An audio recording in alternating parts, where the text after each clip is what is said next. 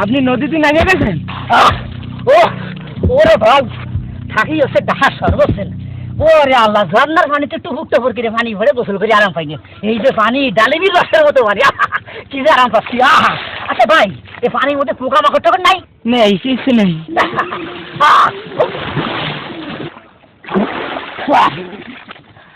ভালো হয়েছে ভাই, আমি এবার পোকামাকড় ভারী ভয় পাই।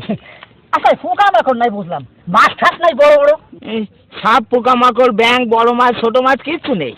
এটা কোনো কথা বলেন? এত বড় একটা নদী, কত সুন্দর নদী, এ বড় মাছ নাই, পোকামাকড় না, এটা কি কন? ওই বড় বড় কুমির আছে না, সব খেয়ে ফেলায়। তা তো খাবে সুযোগ পালি।